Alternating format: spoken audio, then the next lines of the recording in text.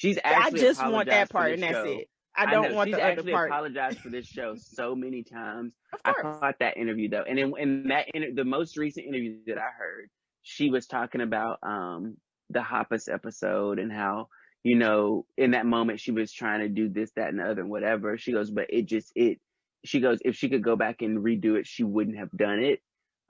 She goes, because it just, you know, and she basically apologized, and she goes, and what I thought was really interesting, and she made a point.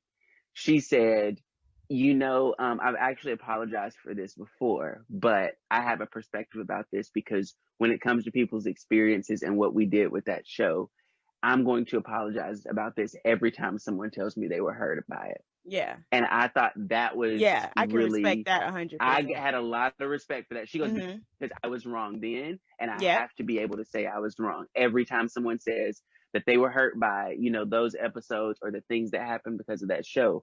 Welcome back, 50 Lem fam.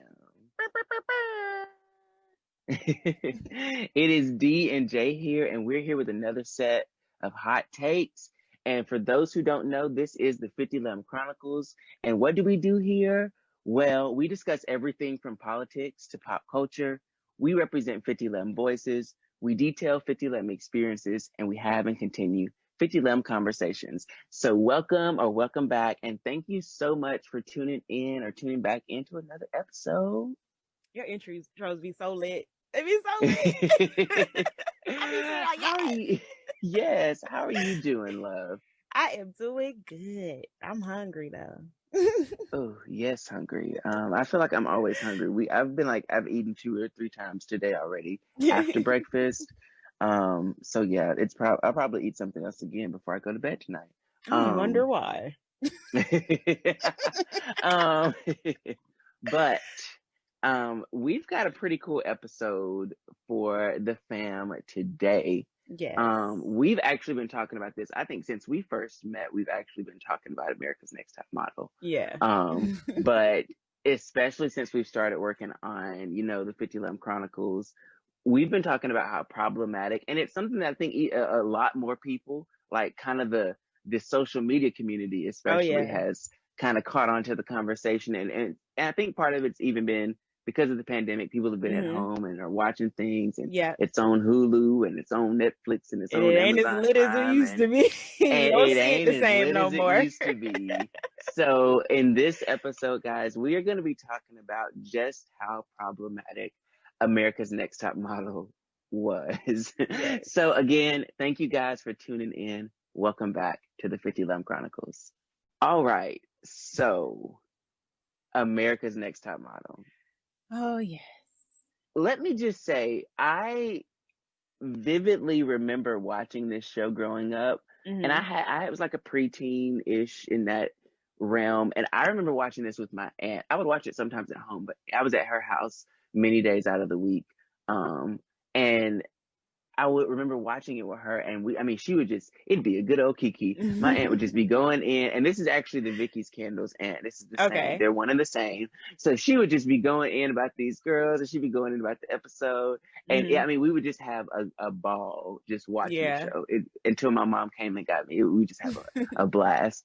And so I never really viewed it as problematic as a child, because I wasn't really catching on to some of the things and some of the images that were being portrayed and some of the things, like messages that were being, pushed to the masses. Yeah. So looking back on it, there are a lot of things that kind of strike me as not just problematic, but even damaging to the culture, because this was a big deal. Like, I remember first it was like, UPN. It was on UPN. Yep. It was one of UPN's biggest shows. I remember it being hyped all week, like up until the episode came out each week. All you were seeing was commercials about American Model.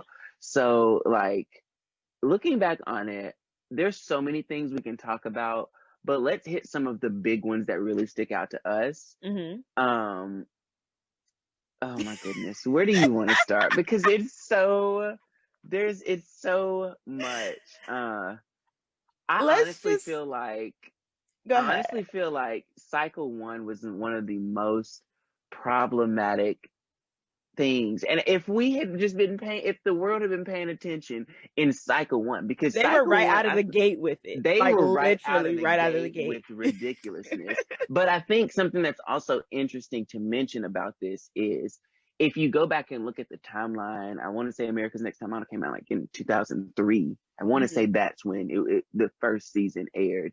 Because I want to say it was out for like 15 years, and 18 was maybe one of the last like big seasons or whatever.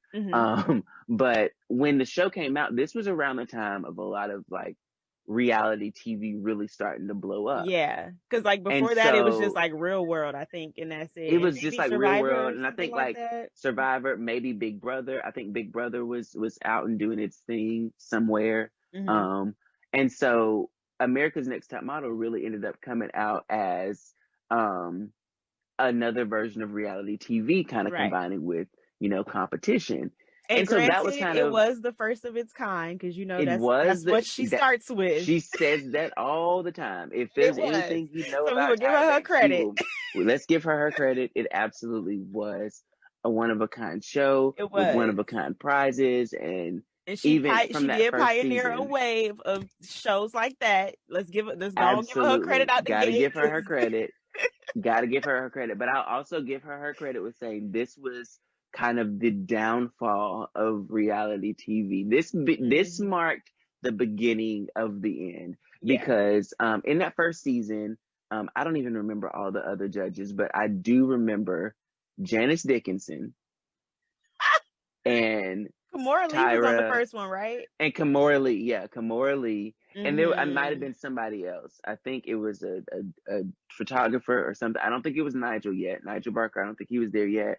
And it wasn't the Mr. or Miss J yet. Remember. It wasn't them yet. But because Mr. J, he was on it, but he wasn't a judge yet. He wasn't a judge yet. I think he just was at like the shoots and stuff. So for me, Janice Dickinson is one of the biggest problems that ever happened to reality TV. And we're just going to put it out there. But she was also a judge. And I mean, she had a reason to a certain degree. I'll give her credit to be a judge. It made sense. She is credited as the first supermodel. I'll give her that, whatever. But Janice Dickinson was an absolute problem on that show. She did not have any type of care in the world of what came out of her mouth. Like, no filter at all. And see, the thing is, for what I'll say this, to play devil's advocate, Janice Dickinson was speaking exactly the way the model industry speaks. She was literally saying probably everything she's heard people say when girls walk in and do castings and go-sees and stuff like that.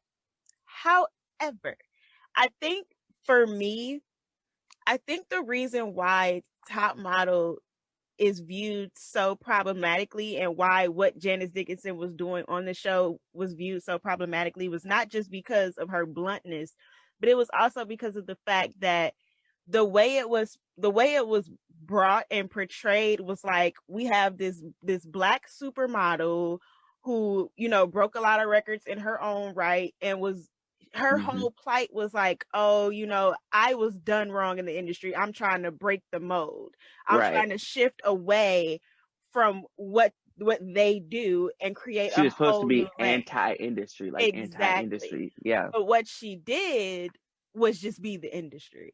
Exactly. That's exactly what she did. Was the industry. You didn't do. She just did it and put it on TV. Exactly. You brought different people on to compete, but when they got there, you spoke to them the same way somebody would speak to you in the industry. All you did was pass along what you claimed you were fighting against. And I think the contradiction of that, like if it hadn't been presented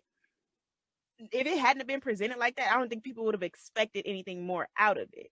You know what I mean? People would have just took it for what it was and be like, child, I don't watch it no more. But because it was portrayed as supposed to be breaking the mold, shifting from the norm, breaking down all this toxic rhetoric and blah, blah, blah, I feel like that's what we expected from it. You know what I mean? Which we didn't really get. Like, we got a lot of different contestants, yes. Right. But did they get trashed when they got there? Yes. Absolutely. Absolutely. And even with season one, like, so for me, one of the things that stood out for me for season one, other than Janice, do you remember Ebony? The dark skinned girl with Yes, the I bald remember head. Ebony. Do you remember how they spoke to Ebony about her skin? Oh, absolutely. The way, first of all, to sit there and tell this girl, like they would look at her pictures like, oh, she looks rough. Oh, she looks aggressive. Oh, you're black. Your skin is supposed to be butter. Mind you, this is a black person that told her that. Tyra to be specific, if you guys didn't catch on.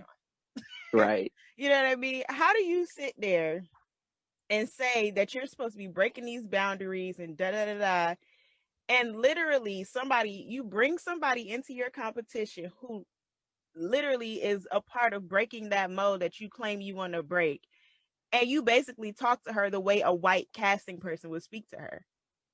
Now, I don't know if it was supposed to be like we're going to toughen you up for the industry or whatever they were trying to do. But it's like, if you're saying you're going against that, I'm going to need you to do that. Exactly. Like, yeah. And then my thing is like, there were other girls on there with acne and stuff. I'm confused. Why is her skin a problem?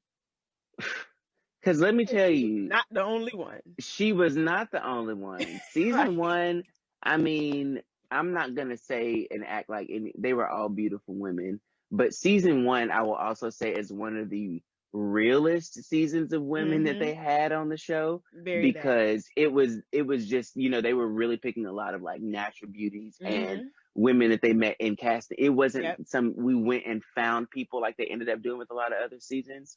And not only was it, that was another thing that I saw with season one. Also with Ebony, there was a lot of like discrimination to her because she was a lesbian. Yes. And Robin, when that made girl it a prayed. Point, yes. Oh my God. Robin, I mean, like they made it a point to kind of spotlight her and bully her. And my thing is that it's so out of line. And even as production, they tried to portray her as the angry black woman, which was so tired. It was so tired. It was so tired. Oh goodness! like Cycle really? Cycle 1 had so many issues. Even with you start to notice that there is this like dislike for intellectuals, because I don't know if you remember Elise from Cycle 1. Now Elise was maybe a little bit psycho. She might have been a little crazy. The girl, she had the short dark hair. She was pretty like fair, pale skin. Was she the atheist? Maybe, I believe so. She was the one who was ready to go to medical school. Oh yeah. Okay, yeah, medical school girl. That's her. And she was the one like, well, if this doesn't work out, I'm just gonna go to medical school. Yeah, she was. And but she was a little problematic in herself. She was absolutely problematic. She said a lot of crazy things, and not even about her religious views, just her in general. In her confessionals, she went in on her confessionals. But the thing that I noticed was Miss J said to her, "Oh, that's gonna be hard." And in her confessional, she said something that really kind of stuck with me. And she was like, "He's talking to me like, oh, that's gonna be hard. Like I don't know." Like I didn't apply for medical school. She didn't already go to college. Like I didn't already go to college to do what I'm trying to do. And for me, she said something like, well, I haven't had to use any of my intelligence in any of these photo shoots. So, I don't have to go in there and think. There's no thinking required to do this job.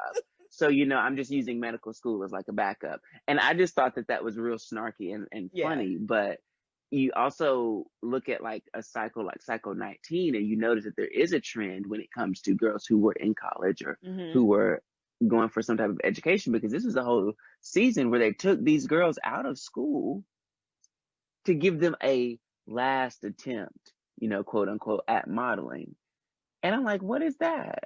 Right. So you're saying if I graduate, I can't be a model? Like what? I'm confused. No, last attempt. And that's I can't do both. That's kind of how it was. Just weird, because that was part of how it seemed like there was the insinuation from the marketing of it. Like, we're going to give these college girls a chance to make it in the industry. They're making it in college. Exactly. Why does it have to be? We've got to. And I think it was awesome that they did offer, a bonus and like scholarship money based off challenges they won, which was kind of cool. But going back to cycle 1, there were just so many things you look at in that cycle alone that really set the stage for this show to be a little wild. Like aggressive versus edgy, because right. Ebony was That aggressive, but the other girl was edgy. I forget her name, but she was edgy. Like, oh, okay. So we can't both be edgy? I'm confused. Right. We're giving the same thing. I'm confused. And Ebony wasn't even that aggressive. She wasn't even that aggressive. She wasn't, no. She just was keeping it real. And she wasn't, to me, she wasn't even harsh with the way she was doing it, because I feel like a lot of times she was responding to what was already being brought to her. Just like when the girl came up to her about the oil, and it's like, well, listen, girl, they want me greased up. I don't know what to tell you. Now I understand, like saying, like, hey, can you wipe off the whatever. But the way they came at her, and then when she responds, she aggressive. Like, but it's like, and I think that even goes back to, and I think this is a perfect segue into Miss Tyra Banks herself.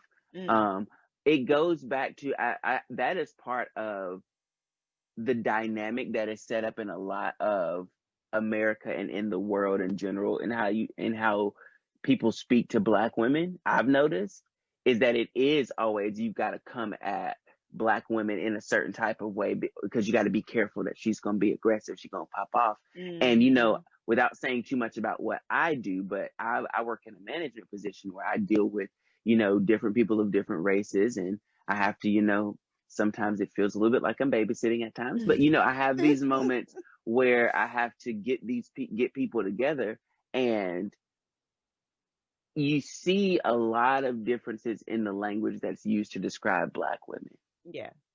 And that was very apparent in this show. And, going back to even what you were saying earlier about, like, this was supposed to be the anti-industry show. This was supposed to be the show where Tyra did things differently. Part of the reason she said she created this whole show was really based off of some of the industry mess she was involved in. Right.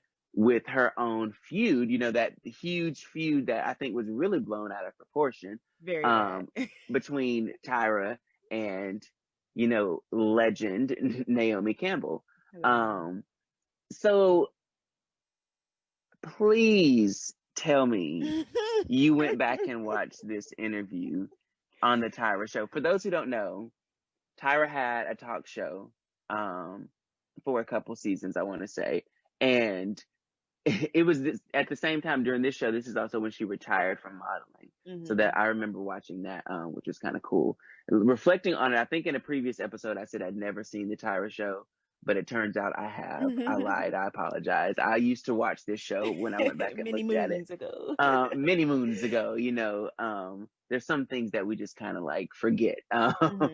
But please tell me you went back and watched the episode where she had Naomi Campbell on. Let's just start by saying it wasn't an interview. It was definitely not an interview. It felt like more like an ambush, because it was more so like a, let me tell you what you did to me so you can apologize for it. That's what it was. It was not an interview. It was not a conversation. It was very much, this is what you did to me. Apologize. Right. Period. Like, it was not an interview at all. And I think for me, like, now granted, the issue I had with it, I'm not saying that, because obviously there was some truth to some of the things that were said. Some of the things were twisted and shifted, but a lot of her issues were hearsay. Oh, so-and-so told me this. Oh, so-and-so told me that. Oh, well, when I went here, they said this, and he looked at you. Oh, so-and-so did. And it's like, for her to sit there, what blew me the most was for her to sit there and say, I almost quit. I was going to quit because of you. And it's like, so this was your dream, right? This is something you've always wanted to do, right? You're going to quit, not because something that somebody personally directly did to you, but what people are telling you, what the hearsay that you're hearing, or even the fact that you sit here and you admitted that the media blew it out of proportion and a lot of the stuff didn't happen. And then you still turn around and try to blame someone for your personal feelings about things that she didn't even directly say to you, and you're not even sure if they were said. And even when Naomi asked her, like, well, did I say that? And she was like, oh, well, these people, they wouldn't have a reason to lie. And it's like, but if the media was getting fed stuff and they realized, don't you think you didn't think? Maybe she didn't think. I don't know. Maybe she did. I don't know how her brain works. One thing that I will say, because you know me, I have to play devil's advocate. Play it. One thing I will say is I don't agree with Tyra. Let me make that clear first. I don't agree with how she reacted, because it did seem like she was just there for pity. She really wanted everybody to feel bad for her and how she felt. But what I will say that I noticed in my empathic self about her was she was a child when that happened. She wasn't fully mature at the time. Like, she wasn't really an adult mindset. She was still like 17. True. She was very true. And but I remember she was an adult when that quote unquote interview happened. So, well, no, absolutely. But what I'm talking about is I'm talking about her reaction to wanting to quit the industry, because I remember being 17 and having those impulsive reactions and be like, well, man, I don't want to do this anymore. Like, I'm not going to do it, you know, like, and that being what it is. And so I could see her having that overreaction, and I won't deny her experience and the emotions that she felt, because I do believe that was true. Because Naomi was pretty cutthroat, especially during that era. I will give her that. But that's the thing, is like, I get, but my thing was like, none of the issues that she brought came directly from Naomi. So it's like, I can't even not understand. I ain't saying Naomi don't have the anger or temper issue, but even Tyra sat there in one sentence and admitted that, well, no, you never said that, or no, and then turn on the flip side and to be like, well, I was finna quit because they said that you ain't want me here, or whatever the case, or I was trying to be you, or whatever. And my thing is like, I could understand as a teenager in the moment overreacting, but to hold on to it and to carry it and then expect her to apologize for it, that's a bit much. Oh, like, it's absolutely a bit much. but what I'm saying is like just the perspective I'm getting. And again, I'm not defending Tyra Banks. I'm just offering a different perspective. Yeah. Because what I'm seeing from I'm completely empathizing and understanding her perspective, because I'm seeing the couple points that she did bring up that Naomi admitted to, where they'd had those couple of tiffs in person. And she says, do you remember telling me that I'll never be, you know, that I'll never amount to this, or I'll never be this, or never whatever. And she goes, no, I don't remember saying that, but is that something I could have said? Possibly. I apologize. Yeah. I thought that there were some really good moments in there. When she told her, like, well, you'll never be me, or something like that. Yeah, you'll never be me. You need to stop trying to be me. And she even said she remembered when they were having a conversation where, you know, Tyra was like seasick and she was laying on her lap, and she was like, you know, talking to her. She's like, are you okay? She's like, yeah, I'm okay. And she's like, well, I gotta ask you, like, are you trying to be me? Are you trying to look like me? And she goes, well, I'm not trying to. She goes, but that, you know, in LA, they have this image that they want to portray me as, and that's what they do. And Naomi's like, oh yeah, I remember you telling me that. She goes, yeah, do you remember what you did? She like cussed her out, and then she like stormed off. And so for me, I get why Tyra would feel so hurt, only because I'm looking at it from from what she says. And of course, I feel like in that, I don't want to call it, in that performance on her show, she was absolutely playing the victim. But what I can see or feel, what felt real from it, was it felt like, you know, she was talking about how much of a big role model Naomi Campbell was to her until they met. You know, until they really were working together. Until the media got, because she made it seem like at first they were good. Media, I feel the media, and honestly, I don't think that their issue was really as much of them as much as it was of the media. Because if that had never been blown into this major, you know, international story of Naomi versus Tyra and the fight on the catwalk, and they even like, that never happened. Like, they were talking about, we were fighting on the catwalk, that never happened. Like, but yet so nobody had a reason to lie. And the thing about it is, Tyra made a good point. She said at the time there were 10 supermodels. Let's say 10 supermodels. only one of them could be black. You know, they wouldn't let both of them. So somebody's got to win. Is really, I could see, because media has set us up from, okay, we're not even doing that today. No. Not doing that today. I understand 100% all of that. And I totally agree. That's what I'm saying. I'm not saying that Naomi never said anything, but my thing, what I got from it sitting there, like when she was explaining the situations, it sounded to me like Naomi was confirmed. She asked you to confirm that they were pitting y'all against each other. And my thing is like, at that age, I can understand her having that reaction to it completely. I get that. Mm-hmm. What I don't understand is becoming an adult at this point. I don't remember how old she was at that point, but I feel like they were at least like in their 30s, 40s by then. Yeah.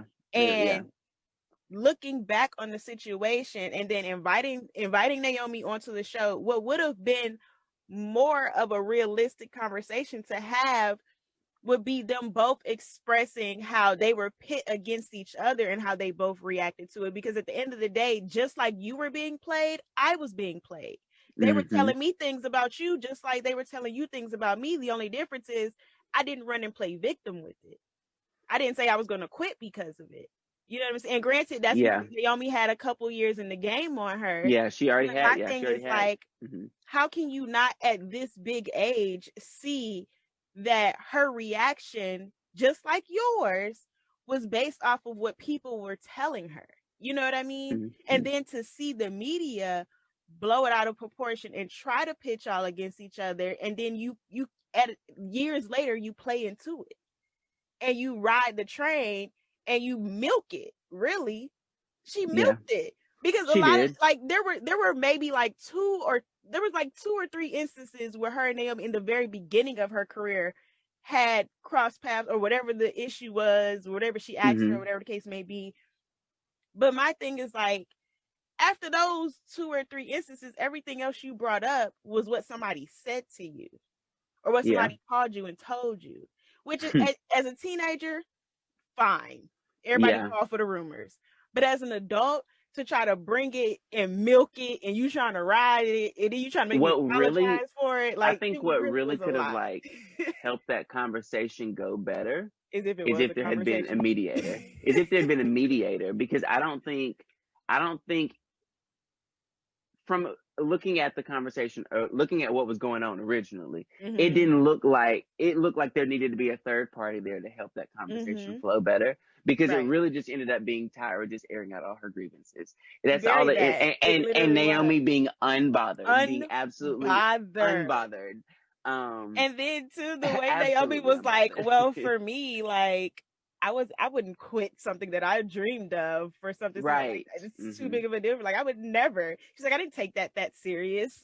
Like, and it's and she's like, even like modeling is like minute, like like on a grand scale, and it's the truth. And that's why I'm like, you could see in that quote unquote interview. I'm gonna keep putting quotes on that because but you could see Naomi's growth, even if she did say these things then.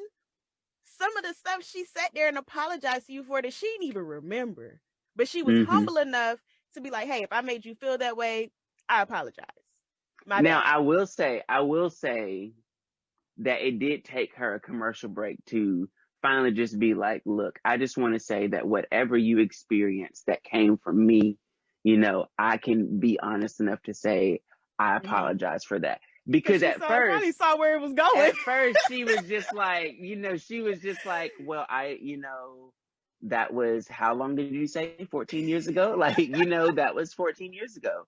And now I'm just in a different place in my life. That's not important to me. And like, she was dodging, I will say she was dodging a lot of them. A lot of the questions or the comments, which I completely understand why she would have. Because if she had defended herself, she would have looked like a bully. She would have looked like the bad guy if she would have defended herself in that situation. And it would have looked like, it would have came off like an argument like this, because it was really hyped to be some like super spicy, salacious type of conversation. Like, ooh, tune in and see what's going to happen. Yeah. It gets heated.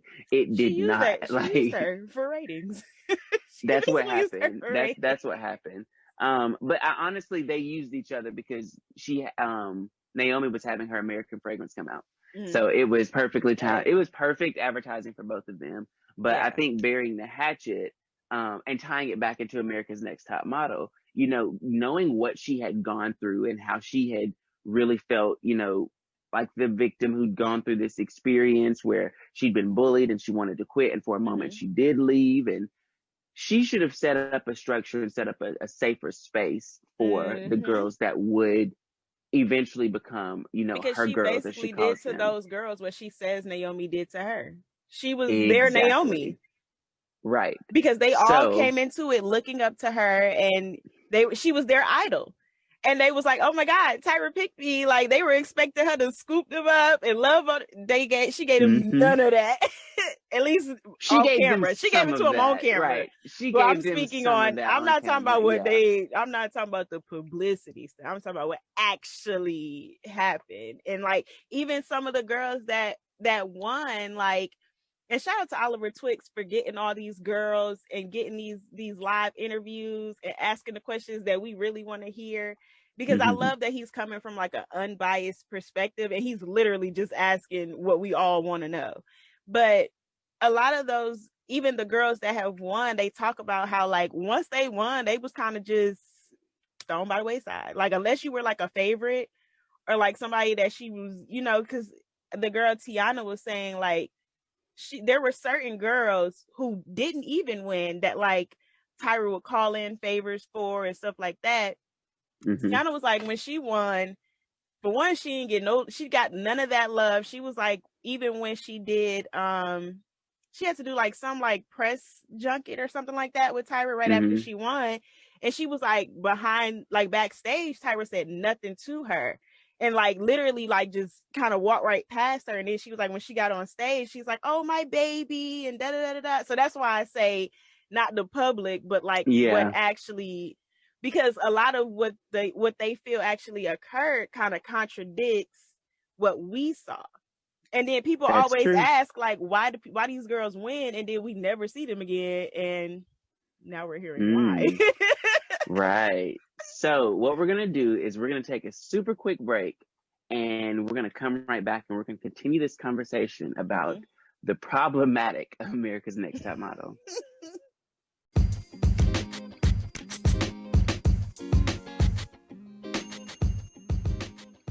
What's up, y'all?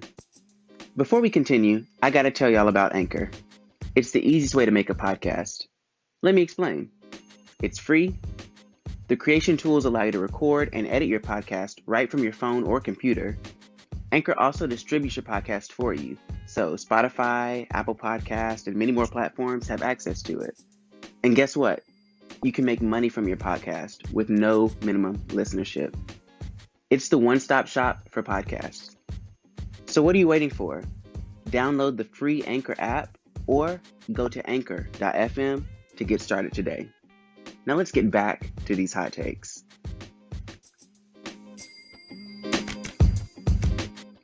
All right. So welcome back, 5011 fam. So let's get right back into this, because we were just right into the deep conversation of just some of the crazy things that have happened with America's Next Top Model and Tyra Banks. There was something I feel like we have to talk about, and not quite yet. We're not talking about the I was rooting for you moment just yet, but gotta tease that. But cultural appropriation. There were way too many photo shoots where white girls were painted black and people were painted mixed race, and I'm saying painted very intentionally. Right.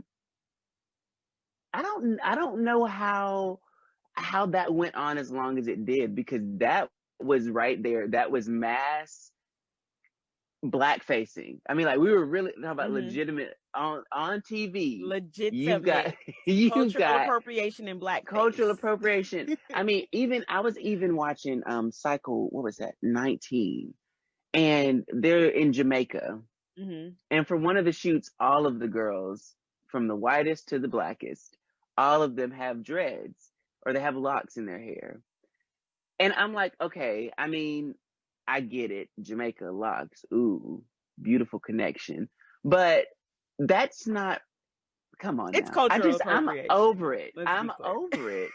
I'm absolutely over it. Like there was Cycle 13. They had an episode. It was a shoot where they did this hoppas, which is I want to say it's a word that means mixed race, and they were doing all these different like race combinations, and I mean they were legitimately painting all of the girls to be different races, and I just really don't see how that one made it off of the concept table into production. Like I don't know how everybody was like, oh yeah. Oh, from the whitest of the white to the blackest of the black, let's make them all something different and see if they can work it. Like, no, that's not how it works. And then it's like it's a show with a Black woman as the face of it. That's what makes it worse. We expect it from them. We expect the ignorance to come from them and for them to be, we didn't know. Oh my God. But it's a Black woman that's the face of it. We don't expect to see blackface on a show where a Black woman where is Black the woman, face right, of is the face of the show. Pun intended. I mean, it's a mess. It's heartbreaking. It really. So she did say, like, she was saying, like, oh, she wasn't intending to do blackface. Like, she wanted them to like appreciate, because she loves Black skin, and she wanted them to understand the appreciation of whatever. I can't even get it out because it don't make sense. I don't even know how to paraphrase it. Right. It doesn't even sound right. Like whatever she was trying to say was wrong. Like I'm trying to paraphrase it, but I can't get past the stupid. Like it don't make sense. And you know, I think I heard that same clip of what it is you're saying, whatever it was that she was trying to say.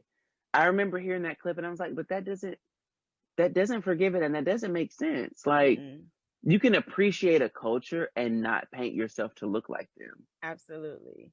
Like and that was just, I mean, like ethnicity has been used as an accessory so many times on America's Next Top Model, and it is a problem.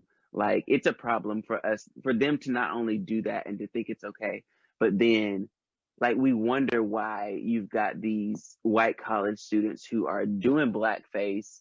Well, you put it on TV and you made it seem like it was okay. Exactly. And then you gave them the excuse that, oh, I'm modeling. Oh, it's just for, did you please? Okay. So really quick side note, please tell me you heard the controversy about Ivy Park lately. No. So super quick, Ivy Park, Beyonce's athleisure brand, super popular. It's been selling out ridiculously with their collaboration with Adidas. So I mean, it was cute, beautiful, really cool. Yeah, I love the collection. It was awesome. So they're on the Ivy Park website. I think they're doing it like each week or every other day or something. They'll have people who are wearing the Ivy Park stuff who either bought it or who received it as gifts, because she was giving out closets. I mean, she was giving out wardrobes and racks and boxes, and I mean, like she was giving stuff out. Yeah. Because Auntie Monique got one. Yeah, she killed it too. Yes, Jasmine Sullivan got one. Chloe and Halle, like there were a lot of people who got one.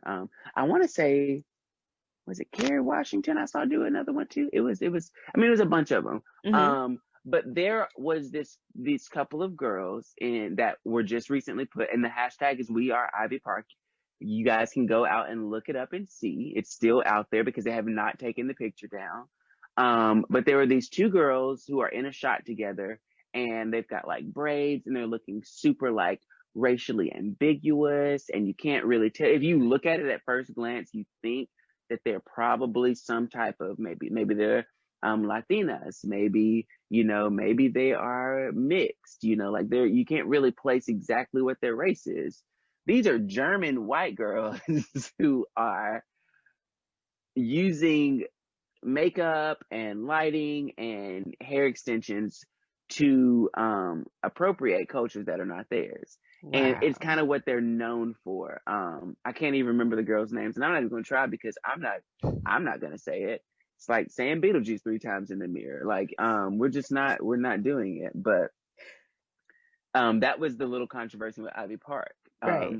As of lately, but that was a common theme in America's Next Top Model. Like it very much was on more than one occasion. They did not just do it once. That was on more than one occasion.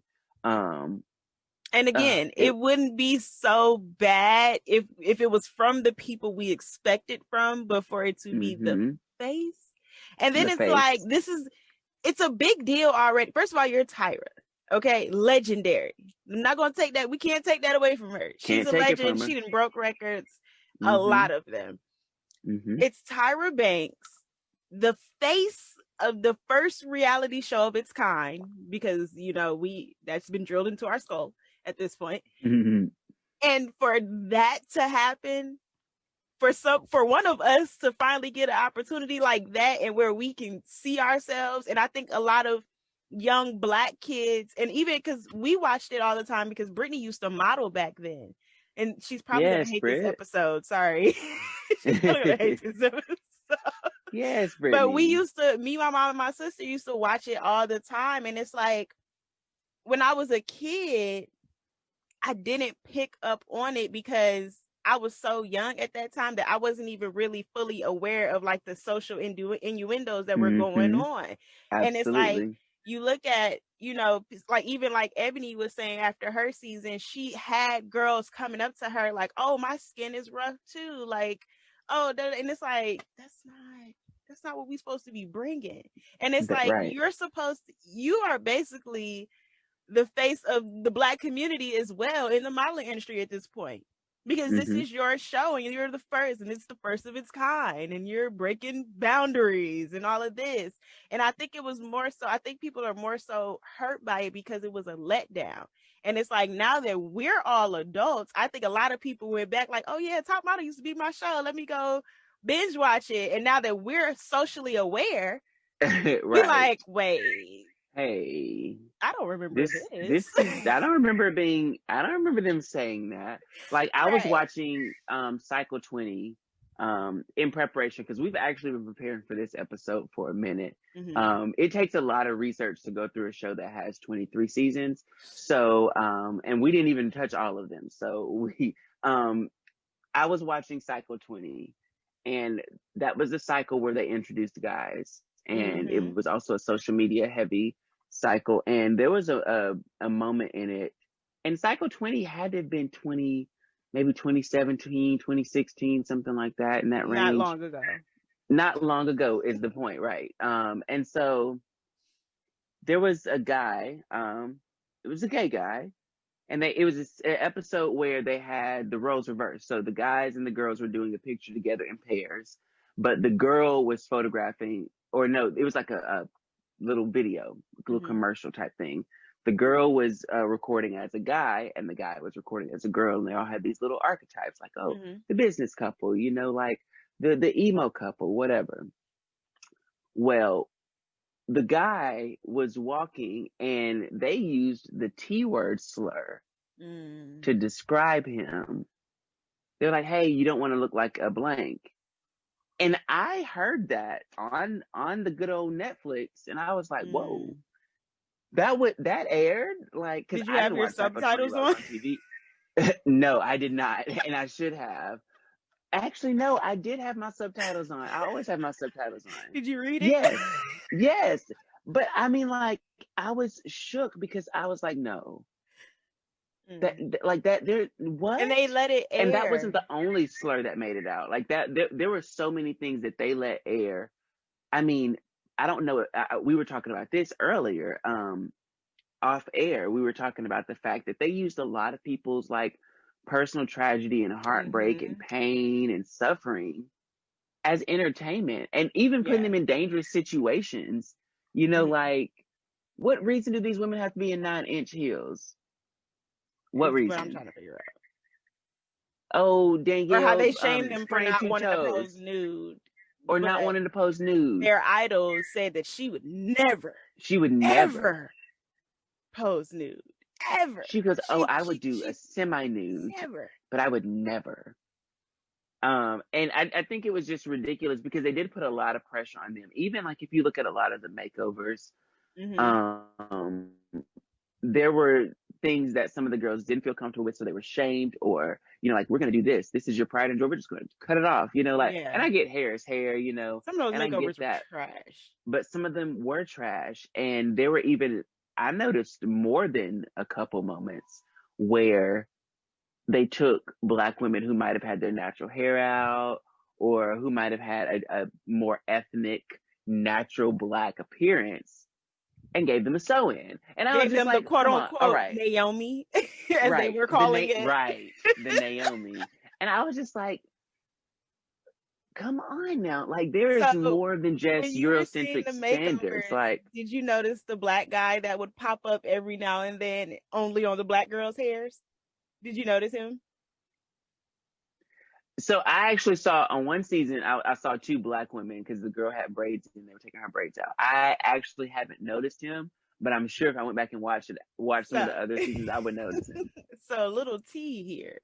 So when there's this one, I don't remember like what season it was, but one of the girls, they made it seem like she was like crying hysterically. She was getting her hair bleached and they made it seem like she was crying hysterically over that, right? It was a Black girl. Mm-hmm. Her hair had changed colors. They had messed her hair up. But of course, they're going to edit that part out. Oh my goodness. So when you're watching the makeover, there's like the regular stylists that work in the salon are doing her hair. And then when they cut to the next scene, there's this Black guy randomly there. And so in one of the seasons, yes. And so in one of the seasons, it actually aired where he said, like, well, you know, they call me when things go wrong or something like that. Like they literally, because those salons that they were taking them to didn't really have Black stylists there. So those people they don't really, let's be all the way real. A lot of these, at that time, a lot of these schools are not, and probably even still now, not teaching people how to do Black hair. Oh yeah, still now. No, unless you got a perm in it, you know? So, because I'll tell you, I was listening to Taraji P. Henson's book. I think it's called Round the Way Girl, something like that. Really, really good book, really good. But she was talking about the fact that for the longest in the industry, there were not spaces that she went where they had Black stylists. So they had to make do with what they did. Like, you know, somebody who was not trained in doing their hair would try and make it work and try and do. And like at one point she'd be like, no, you are not going to touch my hair. Like, you are not going to touch my hair. Like, if you haven't been trained in this. Tyra hair looked rough on them seasons. Yes. Right. There were some rough moments there, but I mean, this show is supposed to be something much more than it was. And there's one moment in particular that we can't let this episode, you know, pass by and we not talk about. And that was Tyra and Tiffany and the I was rooting for you infamous moment that she does regret. Thank goodness she regrets this moment. Right. She regrets a lot of things that they did in the show. She said she'd go back and do a lot of things differently, but since she can't change what she did. Of course. Now, right. See, and that'd be before we get into that'd be my thing with like, it's always so tricky with these celebrity apologies because nobody says anything until they get backlash. And it's like, why? You had a whole talk show. You didn't realize that some of the stuff you had did. And then it's like, you were watching season 20 that came out a few years ago. Like, how am I supposed to really buy that? Right. Because it wasn't okay then. It definitely wasn't okay then. Once social media came out, it was no longer okay. Because people have been calling out stuff since social media got popping. So it's like, those apologies always, and her apologies, they are always weird to me because it's always, well, I did and me and the first. And it's like, we get that. We're not taking that away from you. We're just saying that you were also the first to do it so socially wrong. Like, right. So socially wrong. Yeah. There was a certain trash to it. There was a certain just real like, and I would rather just hear we messed up, we did some things we shouldn't have, and I apologize. That's all I. She did do that. She did that too. I'll have to give her that. She did do that too. She's actually. I just want that part, and that's it. I don't want the other part. She's apologized for this show so many times. I caught that interview though, and in that the most recent interview that I heard, she was talking about the Hoppus episode and how, you know, in that moment she was trying to do this, that, and the other, and whatever. She goes, but she goes, if she could go back and redo it, she wouldn't have done it. She goes, because and she basically apologized, and she goes, and what I thought was really interesting, is she made a point.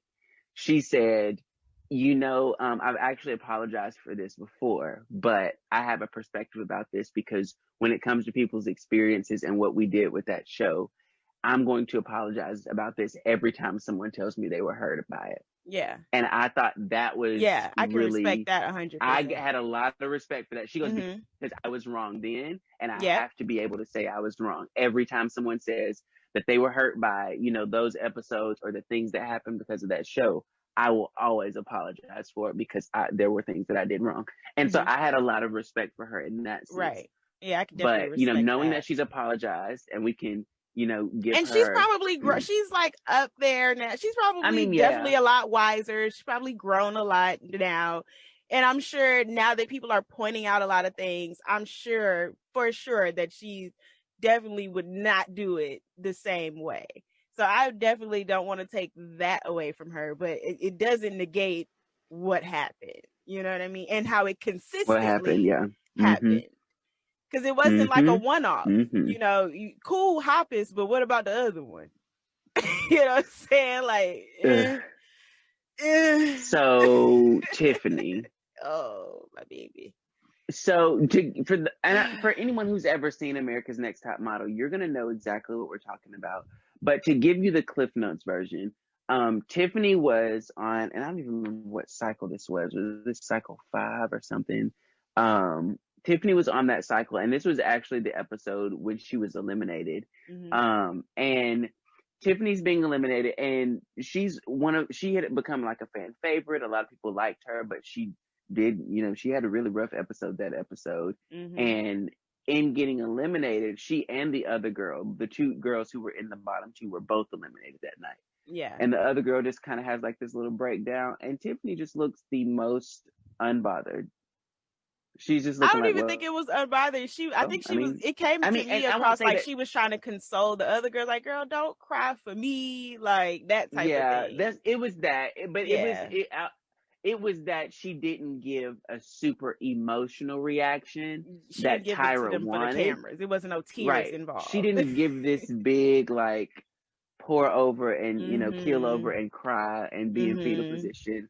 And I think to a certain degree, Tyra felt it as disrespect, which she had no right to feel it as disrespect, because that's not what it was. But consequently, she decided she was going to go off on Tiffany for not being for sad. 40 days and 40 nights. 40 days and 40 nights of hollering at the... And so we didn't even see the whole thing. They started going back and forth. Like, we definitely didn't see the whole thing. They started going back and forth. And it gets to this point, and I mean, it's become a meme. It's become one of the most famous memes, where she's just screaming at this girl. It was the stop talking for me. That took me out. What got me, though, it was the stop talking and the combo. It was like left hook, right hook. She said, "That's your problem," as if she was this girl's mother. If you go back and hear that, she goes, "Stop talking. See, that's your problem. Stop talking. Just stop." I mean, just like screaming at this girl. And I was just like, who are you talking to? Who are you yelling at, man? Right.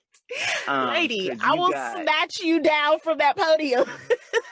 I mean, that really did not age well at all. But for me, when I was a kid, now granted, I've always had problems with authority. Let me just preface that. So I could be slightly biased in my opinion. But when I was a child, and I saw that, when I tell you, even then as a child, I wasn't even a teenager yet. I was still a kid. I was probably still in elementary school by then. When I tell you, I was looking at that like it could not have been me. Okay, 9-10-year-old me would have been trying to square up with Tyra, because who are you yelling at? Who are you talking to? And my thing, what irritated me about it was, Tiffany clearly said, it's not that I'm not grateful for it. I've just been through so much that I can't keep crying. And I can understand that. So many people, if you've had a really hard life, the tears don't come easy after a while because you've been through so much. You're used to struggling. You're used to going through. You're used to being disappointed. So after a while, no, you're not going to cry about it. You're not. And my thing is, even on top of that, you can't tell me what emotion I'm supposed to be showing. You can't tell me how I feel either. So who you getting loud with? Who are you getting loud? Because it's not like Tiffany hadn't cried on the show before, so obviously she wanted it. You know what I'm saying? You gonna tell her, oh, you can't be that. You can't be tired of disappointed if you acting like that. Like, girl, who are you talking to? Like, we were all rooting for you. We were all rooting for you. Oh my goodness. But then why am I going home? Right. Y'all weren't rooting. Y'all you weren't had rooting the hard option enough. to keep Y'all me, weren't but really you sent rooting. both of us home. It was a twofer. And it's like, even from Tiffany's point of view, it's like, of course I'd be eliminated from a double elimination. So that's like a double sting to her, because it's like, I ain't even go home regular. I went home on a double elimination. So for her, it's like, obviously this will happen to me because my life is consistently That's how my life, Because you know if I'm not mistaken, when Tiffany was introduced in that season, she was saying something like they were going without lights. Like they had to pick a bill that they were going without so that she could have the swimsuits for the show. And that like broke my heart. I instantly fell in love with Tiffany because she had that kind of country feel. She felt like a cousin, like, you know, but and not to say Tiffany was perfect, but in that moment, she wasn't in the wrong in that moment. No. And you ain't gonna tell me stop talking. Now, what I will say is that episode, Tiffany had given up. You could see kind of at that point, she'd already kind of like, she knew she was going home and she was ready to go, I think, at that point. And I think that's why it escalated to the point that it did with Tyra, is because she still reacts like that same 17-year-old girl. Like, that's my thing about Tyra. And it's slightly narcissistic for you to sit there. Oh, there not slightly. and I'm just she's saying a narcissist. Slightly, she's a narcissist. I was trying to give her a little bit, no, but let's give her a lot. Because she gives it was a very lot. Much we're giving her narcissistic of her to sit, because it was basically saying like, how dare you not bow to me? How dare you not grovel to me? I gave That's you what this. It was. I get this for you. I made you. I brought you here. And it's like, let's be clear. Yes, you gave her an opportunity, but you didn't give her an opportunity to be a model. You gave her an opportunity to compete. This is a competition. So she worked to stay as long as she did. You wasn't just giving her the opportunity to keep going through. Let's be very, very clear on that, because it was still a competition and she still went home. Now, if you had saved me and then been mad at me if I didn't try hard next week, cool, be upset. That's perfectly fine. But you can't sit here and throw the way that I grieve or the way that I feel my emotions in my face. And I feel like a part of it too, I felt for her, because you could tell Tiffany was an empath, because her first instinct was to comfort the girls, not herself. Her first instinct was to tell them, y'all don't do that. Like, it's gonna be all right. Y'all keep going. Y'all keep fighting. Like, she wasn't even thinking about herself, which is a testament to how she grew up. And it's like, how you gonna sit there and you was rooting for me? If you rooting for me, that means you know my story. And if you know my story, then you should understand why I'm responding the way I'm responding. And you mad because I'm not groveling and boo-hooing like that, talking about some, oh, I can appreciate your emotion. Girl, shut up. Shut up. Yeah. That bothered me so much. For her to point out the other girl to I appreciate your emotion. I can tell you wanted this. Well, can I stay then? No. Okay, so then why am I crying? Because I still can't stay. You didn't save the girl that was crying, so why am I giving you all of this? Like, I'm still going home. It's gonna change nothing. And so that's why I can understand where Tiffany was coming from. Because this girl boohoo crying, you talk about you appreciate it, but you didn't save her. You didn't tell her she could stay. So it's not gonna change me crying. It's not gonna change the fact that I'm finna go home. Like, if I cry, can I stay? Because I give you a little tear. What's up? Y'all got some onions in the back. Like, what's up? Like, it was ridiculous to me. Like, the ego and the narcissism in that rant was ridiculous. It was ridiculous. It absolutely was. And you know, Tyra and let's just, I'm not going to even act like it was just Tyra and the judges that were problematic, because there were a mess. Absolutely some super problematic contestants and girls throughout the mini seasons. And for me, I think one of the most problematic scenes I remember is there was Isis. She was in cycle 11, and I want to say she was in cycle 17 also as an all-star. And Isis is a transgender. And during her season, I remember that there were one of the very first episodes of the season where they were like trying to figure out. They made it seem like we're trying to figure out what she is, and I really didn't like. Clockable. Right. She was That's not my clockable. Thing. So they were just like, they start kind of just pouncing on her with questions, and they're asking her like, "Oh, well, are you like all female?" And when they asked her was she all female, I cringed because I'm like, this aired? Like, I mean, but it wasn't just that. It was the fact that in confessionals, you hear one girl say, I thought this was a competition for girls. I thought this was an all girls competition. And another girl say, well, you know, it doesn't even matter because I'll stomp that man right out of this competition. Disgusting. I was disgusted. I was so disgusted. And they aired it. Without a second thought.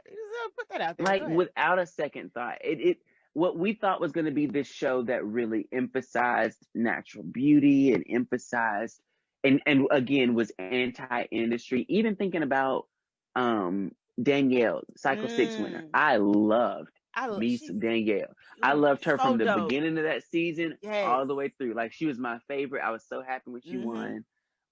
She's one of the few contestants in like a season who I've just like lived for the whole show.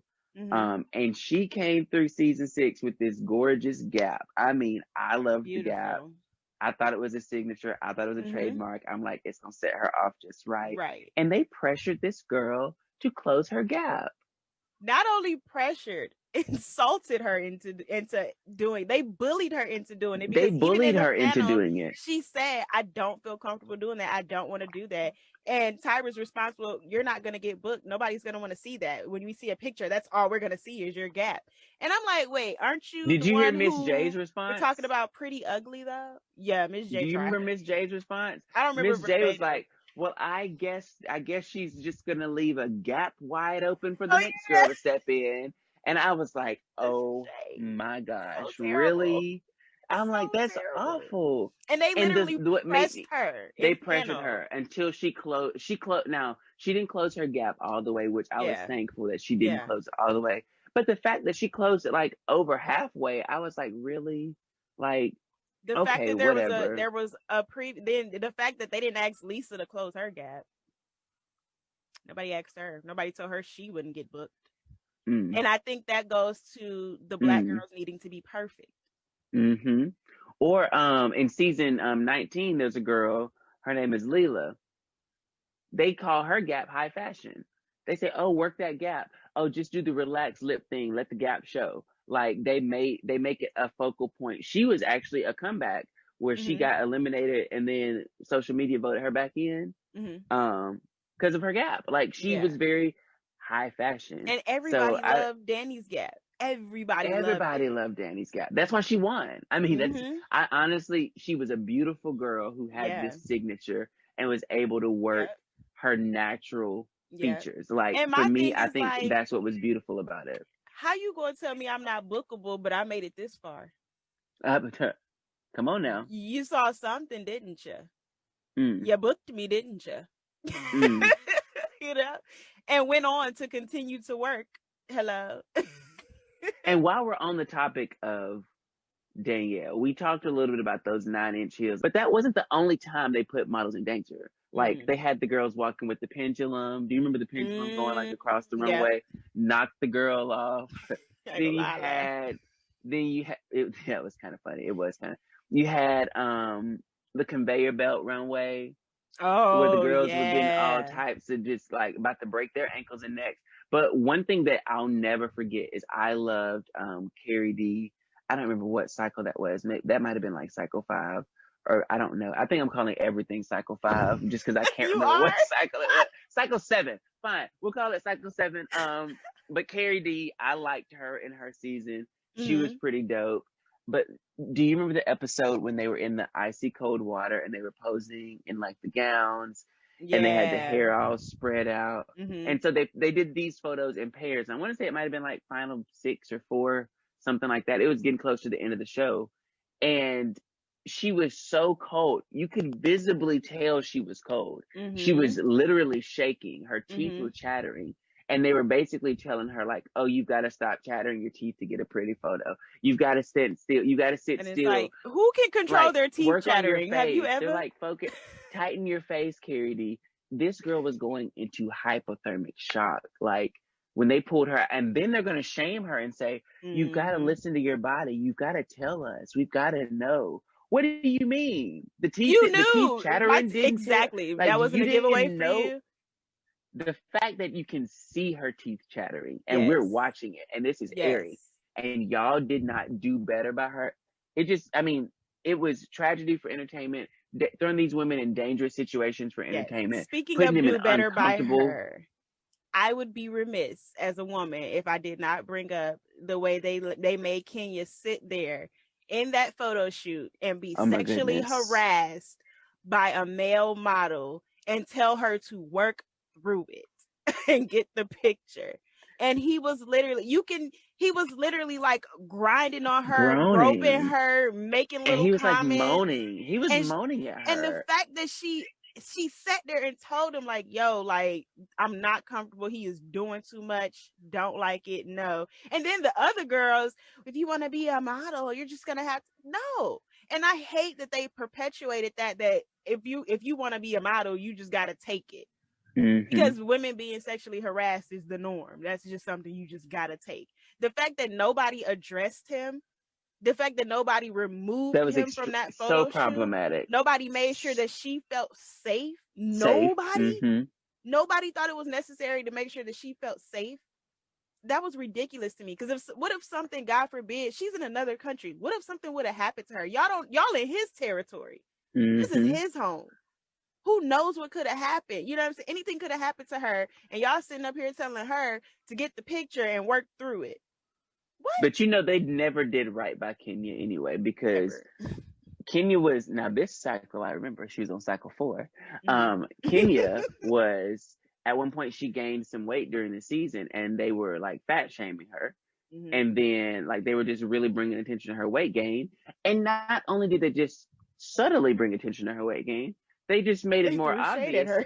They threw shade by, in the 7 Deadly Sin photo shoot, making her portray gluttony. And then in like, I think it was like a safari or exotic animal shoot, they made her portray an elephant. And she even, like, the fact that she noticed and commented on it, she's like, y'all keep getting these little cute animals and these cute little fairies, and I'm over here getting these big old fat elephants. Like, and I think in panel they told her, like, you know, we got to retouch your photo. You need to lose weight. And now, granted, we know models are supposed to be skinny, right? No. But Tyra Banks, I'm talking about stereotypically. I'm talking about the industry standard of a model back then. But Tyra Banks, Miss, I would never do that because they tried to make me lose weight. I almost left because they tried to force me to lose weight. For you to perpetuate that, but yet you know how that made you feel as a model. And that goes, like, that's why it all bothers me so much, is because you're literally, it's kind of like when the person who was bullied becomes a bully. That's kind of what it feels like. Not to say that she's a bully. I'm not calling her a bully, but I'm just using that analogy. You know what I'm saying? It's kind of like that, of how somebody does something to you and then you turn around and you repeat that same behavior to somebody else. And you continue that same cycle on somebody else. But yet you sit here and tell us that the whole point of your show is to go against that.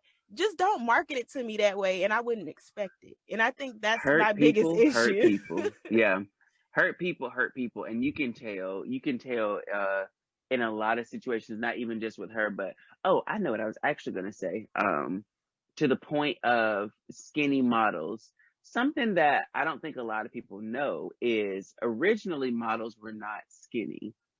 If you go back and you look at Marilyn Monroe was not skinny. Thin. She was not thin by any means. She was, if I'm not mistaken, she was either size 10 or size 12. She was extremely curvy, which we love. And it wasn't until someone, and the reason I thought this was important to bring up is because this person who changed the weight structure was also a judge on America's Next Top Model, and that's Twiggy. Twiggy came in during the 70s, and Twiggy was, her nickname came from being, she was Twiggy. She was very small. Yeah. So she was the anti-industry at the time. And that's when, okay, now models are expected to be small because she became a supermodel herself. Iconic, but very also, I love Twiggy. To a certain, I love Twiggy. And she actually was not super problematic as a judge. I remember her actually being pretty uplifting and encouraging. And very supportive, very supportive. I'd have to go back and watch and make sure I'm not missing anything that she might have done, but we all have our little slip-ups. But I remember her being more positive, a more positive influence, and more positive balance on the show. And also the plus size model Ashley, when she was a judge. Her name's Ashley, right? Yes, that's her name. I remember when Whitney won, because Whitney was the first plus size model to win a season, and I remember Takara's season, and I felt so bad about how they did Takara, because they would even be checking in with her, broke her down, and I love that she has still maintained success, without even needing to win.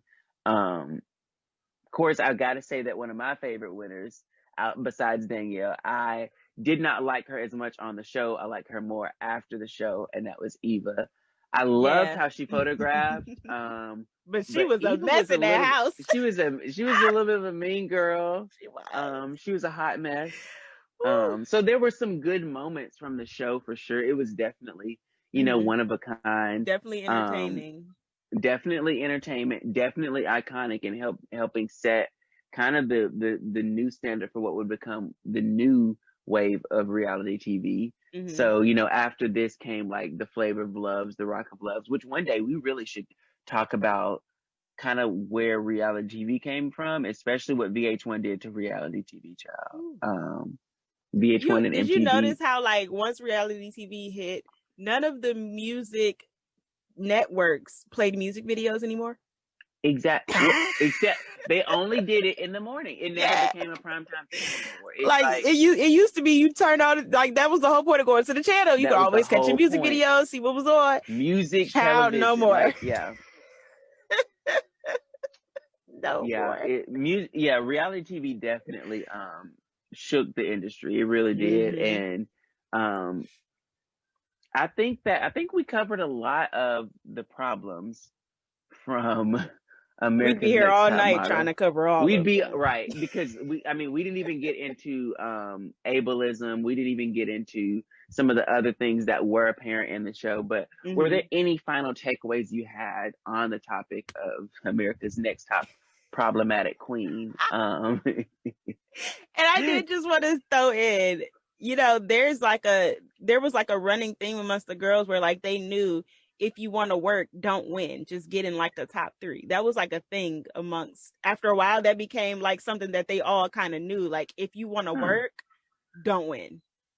Yeah. Because the winners don't work. And then too, I don't think they're allowed, at the beginning, they weren't even allowed to be on social media until after the season aired. So they couldn't even work or do anything until after the season aired in the beginning, until they brought social media into it.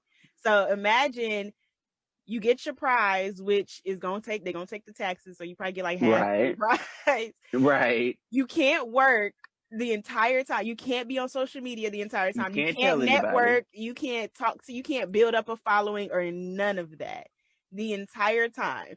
And then you're thrown into the wolves. And then when you go into the castings, the people they looked at them as reality TV girls. They did not look at them as models.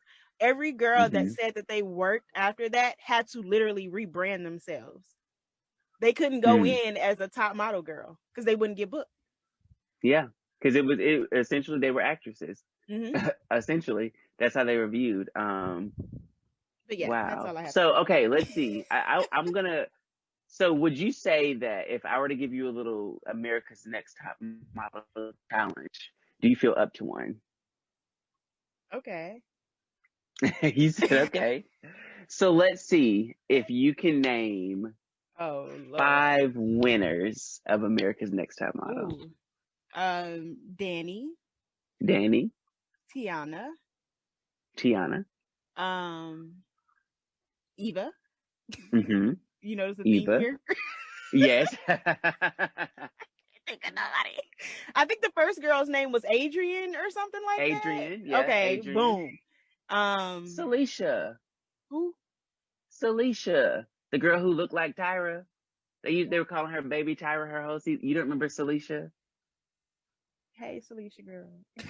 Yes. Celicia was a good one. She was a good one. Like I know Okay, well, sometimes fine. when I say who, it sounds like shade, I but I need really didn't know. one more. Give me one more. What's the doe-eyed girl? What's her name? Did Lisa win? Was Lisa a winner? I think Lisa Lisa won. was the winner. The Boom, Lisa that you were Lisa. talking about earlier. Yeah, Lisa was the winner. Boom, Lisa. Yes. Shout out to Yes, her. She got a Lisa. lot of distribution. She got a smoke shop now that's doing really, really good. Go ahead, So shout out to Lisa. her. And Adrian, the cycle one winner actually went on to become another pioneer in another form of reality TV. Shortly after being on America's Next Top Model, she was on The Surreal Life, which was VH1's Adrian, the winner of Cycle One. That was VH1's like first real. I don't know what I've never. Oh heard my of gosh, Surreal Life. we'll I have to. no Oh idea my what that gosh, is. we're gonna have to, because that's how Flavor Flav got Flavor of Love. Oh, That's how. Oh yeah, there's so many things that happen because of that. So you guys can be looking forward to that as another episode. So we have talked top model, and as always, as with every episode, we are going to do our For the Culture. We're going to shout out I some gotta Black get it. I gotta say it businesses. real fast because I know you're gonna try to pass it to me. You go first. So actually, I have a little collection of Black businesses this week that I want to spotlight. And that's because I remember there was a moment during this whole pandemic where we really just decided we were going to focus more on supporting Black businesses and even supporting mass brands that are Black owned. And so had to do my hair today, and it's always bothersome. But as I've gone through this hair process and this hair journey, I have found more products that work for me. And it just so happened that the products that are really working the best for my hair are Black owned brands. And I remember during the pandemic, just really having a hard time, finding those brands that were Black owned that, I could, explore more, I could learn more. So I got a couple hair brands for you guys to check out. So the first one I'm going to name, I know you guys have heard of before, and I'm going to set it off a little bit because it is Black founded. It is no longer Black owned, and that's Shea Moisture. I love Shea Moisture. They have great product lines, really fun, really easy. I actually washed my hair with Shea Moisture. I love Shea Moisture. And another brand that I absolutely love, a new Black hair brand, is Mono's Hair. So she is a fairly new brand. She's got a collection of I want to say 4 or 5 products. They're focused on curls and really helping the hair stay hydrated. I've got the curl primer, and the co-wash is amazing. And the shampoo is phenomenal. I mean, it's a great line of products, really, really good stuff. Yeah. Aunt Jackie's. I love everything Aunt Jackie drops. I have so many Aunt Jackie products. Really, really good stuff. And finally, the one that I've actually just gotten into, and I've started splurging on, because it's a little bit more pricey, but it works so well for me, and that is The Main Choice. I love The Main Choice. It is such a good brand. I've been using this biotin infused crystal orchid gel for a minute, and it's amazing. And then I started using their spray leave-ins, and they have one called the Type 4 Leaf Clover for Type 4 curl patterns, which is what I have. It's the kinkiest, curliest. I have 4C, and it is amazing. For it to be a spray that just really gets my hair together and just pulls it, keeps the hydration there, the shine. It's easy to detangle. I mean, it makes my life so much easier, and now doing my hair is so much faster. So shout out to those Black beauty brands. They have made my life easier. Yes, come on, life easier.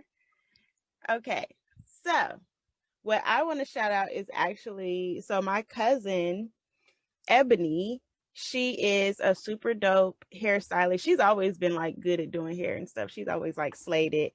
But she has her own business called Healthy Hair Habits LLC. Oh, If you're in yes. the Texas area, in the Dallas area, definitely go book an appointment with her, check her out. She does sell hair. You can do like you can buy the hair and the appointment all together if you can't find your hair. Get you some good quality hair and book your appointment with a bomb stylist. She does twists, she does braids, she does sew-ins, frontals, all of that. Whatever you're looking for, whatever you feel like you might need, definitely get into that. Check that out. She also has an oil, a hair growth oil. So definitely check that out as well. That's one of the newer products that she has. And that's Healthy Hair on Instagram. They're Healthy Hair _ Habits LLC. Check her out, show her some love. Tell her I sent you. Love you, Eb. Oh, yes. Love it. So those are our For the Culture shout outs this week. I Mm-hmm. had a whole bunch and it just seems like it was a hair theme. So yes, Yeah, get that's your why hair I did together, it because you people. said hair. I was like, I'm gonna switch mines up. That's why you saw I was Love going it. over here like, Yeah, I saw you. because you Which, did by the hair. way, I do want to say this. I know sometimes we'll say things that you guys can't tell that we can see each other. So we Mm-hmm. can see each other. There's sometimes I'll say that I see something or she'll say she sees something and like we can see each other. So if you ever hear us say that, we can actually see each other as we're talking. Um, but no, that really, yeah, I don't always enjoy doing my hair and sometimes just having, Mm-hmm. you know, sometimes you gotta know what works for you. I love And doing my hair, but my hair isn't. See, I think it's easier for me because now that Brittany's natural, like I understand the thick hair struggle because I've done her hair. mm, And mm, so I don't have like I have full hair, but I don't have thick hair. I just have a really high density of hair. child. Lori has thick hair, but her hair is like 3C, so it's super easy to manage. Oh So it's yes, like that's awesome. I don't fully live the struggle, so I don't mind doing my hair. Lori loves getting her hair done. When I tell you she comes sit in my lap, grab the little products, be ready. She be trying to do it herself, and I be like, girl, I can't wait till you can do it yourself. Right. I love Even when somebody else does my hair. Like I love that. mm, But because like my mom, it's like that's like our little therapy session. Is she'll like, mm-hmm. she might cornrow my hair or she might twist my hair and we might watch a movie or whatever. And that is therapeutic to me. I usually do my hair while I'm watching something. It helps the time go by. But I just used to be over it. There Mm-mm. are very, very few people that when I tell you, I don't let you know me, and I always do my own. I do my own braids, crochet, all that. Like when you Yes, see you're my hair gifted, sis. done, You're gifted. I did it because when I tell you, the list of people that I will allow to touch my hair is almost non-existent. Like Asia, I'll let Asia do my crochets because Asia was the one that introduced me to it. So Hmm. like, but just my crochets.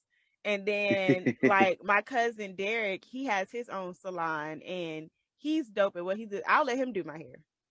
I will gladly let him do my hair. But my thing is like I'm not like really a big salon girl because Hmm. if my hair get messed up, I want to do it. If I'm bald Yeah, head, I want to be because of me. I don't want to come in to I wanted to be my get my fault. ends clipped, and here I am And you with cut too a much. neck bob. Like like no, Right. I'm gonna be pissed. I don't want to Uh, come here to get my hair dyed and it turn green and start falling out. I don't want to be looking like absolutely. Myra was on Martin and be bald because Gina forgot to neutralize her. Like I just don't want to be that girl. Or like when Tina's hair started coming out in that salon. Yeah, I don't do the salon, especially not during COVID. I don't do the go anywhere. Mm-hmm. We do all of ours here at the house. When Tina hair fell out, they said, "Oh, girl, you need your butt whooped." Right. That was such a funny scene. And I don't think it was meant to be as funny as it was, but It that was was hilarious. That was hilarious. My mom was hilarious. looking like, But "Ooh." That was the first and I whew, oop. right, that was the first NIU. Um but 5011 fam, we're just so grateful for you guys. And if you haven't heard it this week, you're hearing it again. Mm-hmm. We love you. We look forward to seeing you. And like I said last episode, I'm going to say it again. We're wishing that you get to know yourself better. Yes. So thanks so much for tuning in for another episode. and we look forward to seeing you in the next one. Peace. You go, Glen Coco.